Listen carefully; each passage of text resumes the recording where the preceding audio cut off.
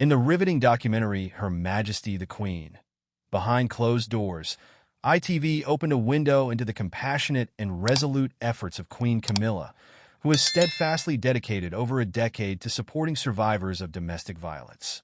This 90-minute special illuminated not just her royal role, but her deeply personal mission as patron of SafeLives since 2020, a journey punctuated by moments of profound empathy, unwavering advocacy, and heartbreaking encounters. The program began with Queen Camilla's stark, impactful words, conveying her astonishment at the pervasiveness of domestic violence.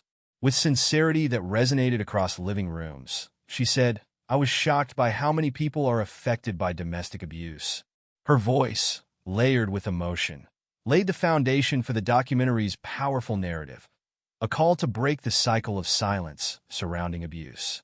The audience was drawn into stories that were both tragic and inspiring, showcasing Camilla's face-to-face meetings with survivors, families, and advocates.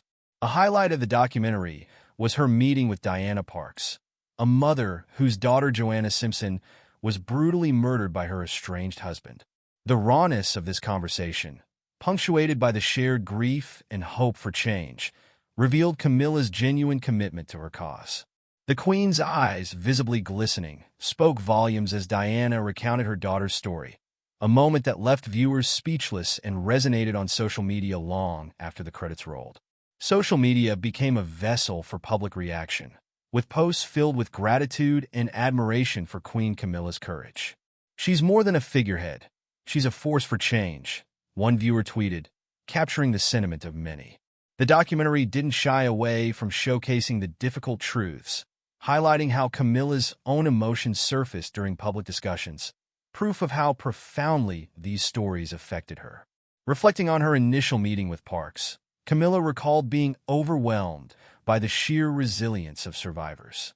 "It made me realize that this is not an issue that should ever be ignored," she stated. The program artfully conveyed that this commitment was more than a royal duty. It was personal.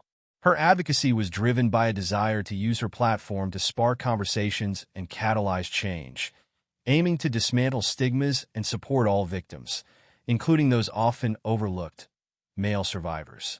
Each scene of the documentary was steeped in sincerity, from Camilla's gentle questions to the affirming nods she offered as she listened.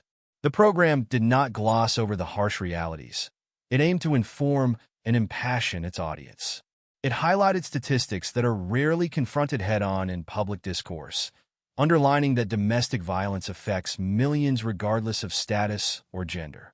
This alignment with hard-hitting, empathetic storytelling strategies shown in similar broadcasts is what helped the documentary connect deeply with viewers. Moments of light broke through the heavy subject matter. Survivors shared how they rebuilt their lives with the help of organizations Camilla champions. It showed that while the path to safety is fraught with difficulty, hope, support, and recovery are possible. The Queen's work with SafeLives underscored this, demonstrating her dedication to nurturing initiatives that prioritize the safety and empowerment of survivors. This documentary served as a potent reminder of the responsibility that comes with a voice as influential as Camilla's. Her passionate engagement highlighted that real change requires not just advocacy, but active listening and platforming the stories of those affected. For the thousands who watched, the program was a stark reminder that behind palace walls, royals can wield their influence for profound social impact. As the credits rolled, the echoes of Camilla's words lingered, a pledge not to remain silent, but to use her royal status to amplify cries for help and calls for change.